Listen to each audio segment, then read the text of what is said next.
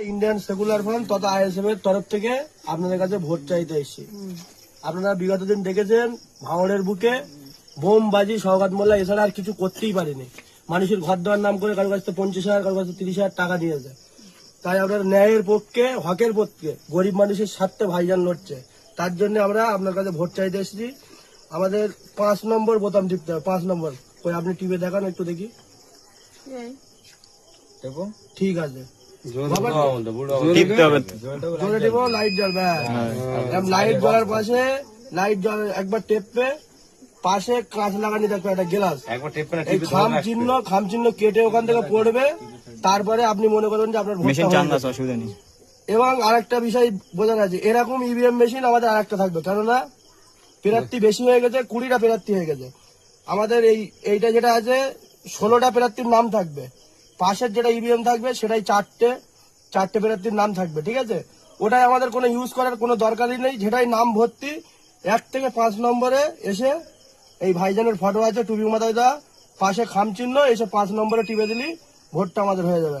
আপনাদের কাছে সকলকে বলা যাচ্ছে যে সবাই যেন ভাইজানের পক্ষে ভোট দেবার আসে। চলো পিছনে দাঁড়া, ওই ব্যানারগুলো দাঁড়া দুজন, পিছনে দাঁড়া, পিছনে এরম করলে ধরে দাঁড়া, এরম করলে ধরে দাঁড়া, পিছনে দাঁড়া, সবাই এই দিক দাঁড়ায়, এই দিক দাঁড়া, ওই দিক যাচ্ছি বোঝে না। এই সাইডে লোকটা ভিড় কর না, এই সাইডে ভিড় করো না, এই সাইডে ভিড় করো, আমাদের লোক এই সাইডে দাঁড়াও না।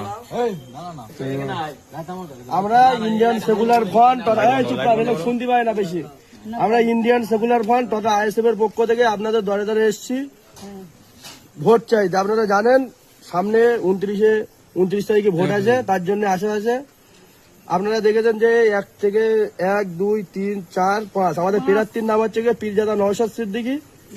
5 নম্বর বোতাম টিপতে হবে, 5 নম্বর বোতামটা টেপেন। একদম 4 নম্বরে দিলে কিন্তু কারেন্ট শট মারবে। 4 নম্বরে দিলে হ্যাঁ 5 নম্বর। এবারে আরেকটা জিনিস বোঝানি আছে, এরকম এভিএম 2টো থাকবে। আগের বারে 1টা ছিল, এবারে 2টো থাকবে, কারণ আমাদের প্রার্থী বেশি হয়ে গেছে, 20খানা প্রার্থী আছে। এই যেটা দেখবে নাম সবার ভর্তি, সব প্রার্থী আছে যেটাই, ওখান থেকে ওপর থেকে 5 নম্বর গুলো এই ভাইজানের ফটো খাম চিহ্ন, এখানে ভোটটা দিতে হবে, ঠিক আছে? পাশে এতে হাত দেওয়ার দরকার নেই, আর এখানে কোনো সুইচে হাত দেওয়ার দরকার নেই। 5 নম্বর সুইচে হাত দিয়ে আপনার ভোটটা যখন হয়ে যাবে, পাশে কাঁচ থাকবে, কাঁচের মধ্যে দেখবেন এরকম খাম চিহ্ন ওখান থেকে কেটে পড়বে। তারপরে মনে করবেন যে আপনার ভোটে